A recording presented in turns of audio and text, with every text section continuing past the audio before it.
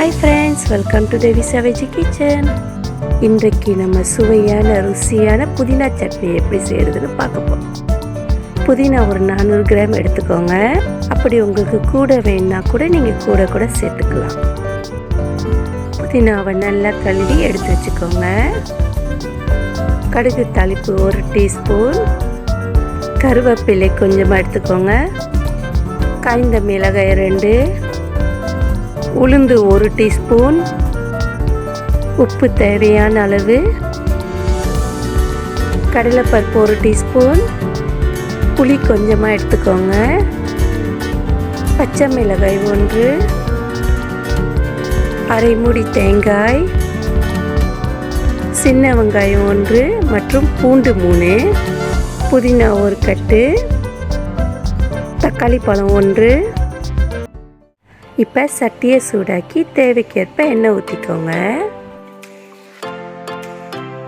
இப்போ கடலைப்பருப்பை சேர்த்துக்கோங்க, வெங்காயத்தையும் சேர்த்துக்கோங்க. குறைவான அனலில் நல்ல வாசம் வர வரைக்கும் கிண்டி விடுங்க. இப்போ பூண்டை சேர்த்துக்கோங்க.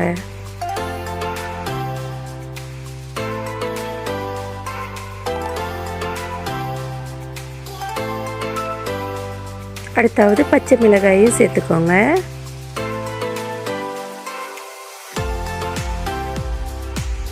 இப்போ தக்காளி பழத்தையும் சேர்த்துக்கோங்க. தக்காளி பழம் நல்லா சாஃப்டாக வெந்த பிறகு புதினாவை சேர்த்துக்கலாம். நல்லா கிண்டி விடுங்க.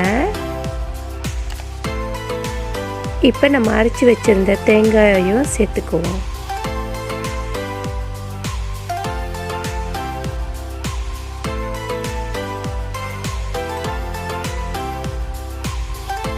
நல்ல வாசம் வர வரைக்கும் கிண்டி விடுங்க.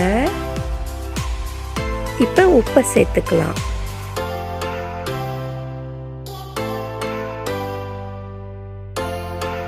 இப்போ பார்த்தீங்கன்னா தேங்காய் பூ நல்ல வாசம் வந்துடுச்சு.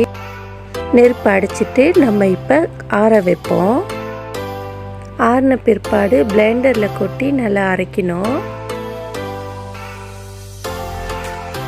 தண்ணி ஊற்றிக்கோங்க, புளியும் சேர்த்துக்கோங்க. இப்போ பார்த்தீங்கன்னா நல்லா அரைப்பட்டுக்கிட்டு இருக்குது. அரைச்ச சட்னியை ஒரு பாத்திரத்தில் எடுத்து ஊற்றி வச்சுக்கோங்க. இப்போ நம்ம சட்னியை தாளிக்கிறதுக்கு நல்லெண்ணெயை ஊற்றிக்குவோம். எண்ணெய் சூடானதும் கடுகு தாளிப்பை போட்டுடுங்க.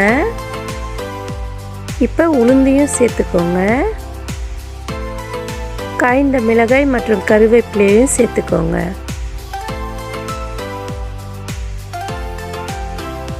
தாளிப்பு ரெடி ஆயிடுச்சு. நம்மளோட சுவையான புதினா சட்னி ரெடி ஆயிடுச்சு. இந்த சமையல் உங்களுக்கு பிடிச்சிருந்துச்சுன்னா லைக், சப்ஸ்கிரைப் பண்ணிக்கோங்க.